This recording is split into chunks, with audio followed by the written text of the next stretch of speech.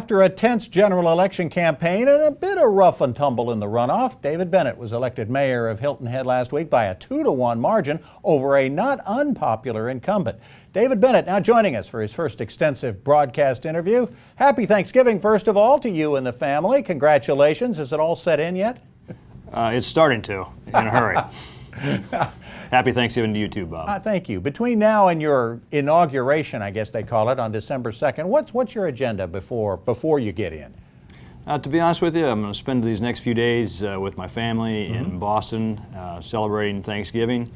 And I'm busy thinking through my priorities for the coming year and getting ready for the town council retreat at the end of the following week. Okay, that should be a great opportunity, I would think, for you to get together with folks you know, kind of, and need to get to know you better as well. Yes, I think that's absolutely right. Yeah. You were pretty good at making lists during the campaign. Once you take over, kind of share with us a little bit, kind of your priority list for things that need to get sooner rather than later.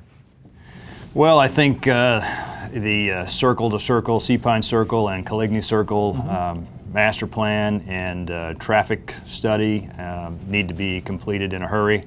I think we need to develop a strategy to address the aging commercial real estate stock in our community in a hurry.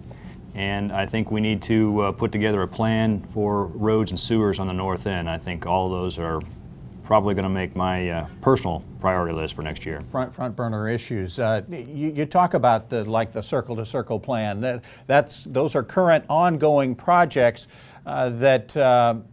will they receive some special scrutiny that might slow them down? They were projects you talked about during the campaign, and they're ongoing projects. Are we going to slow down? Is that your plan? And take another look at things? Will time frames change a little bit, maybe?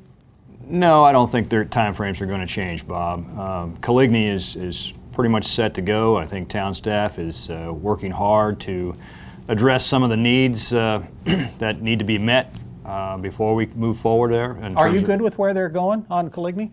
Yes, I feel like we really worked hard over the course of this last 6 to 9 months and achieved real, genuine, widespread public support for the project as it currently is situated.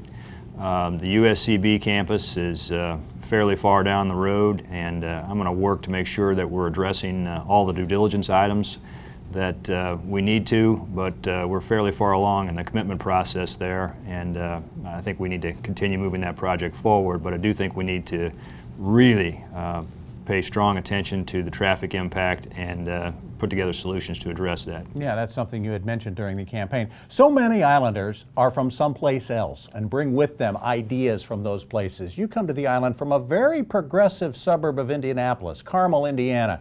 What ideas are there that you take from there that might be applicable here?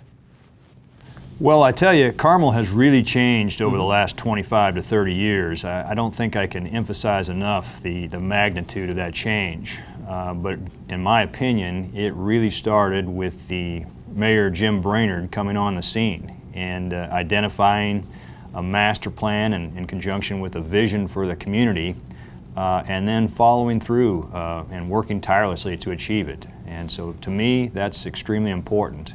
They also, as I mentioned earlier in the conversation today, we need to address our aging commercial real estate stock. And Carmel, 25, 30 years ago, faced that same situation in their downtown area. So I think we can take a lot of lessons from Carmel, Indiana, and Mayor Jim Brainerd. What can you do in that realm with the aging real estate population or construction?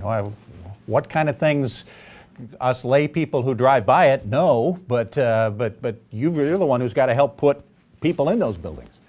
Well, my suggestion is going to be to create a public-private collaboration to develop strategies to address that situation. But those strategies may include providing incentives to owners of those existing properties to redevelop them and to reinvest in their projects.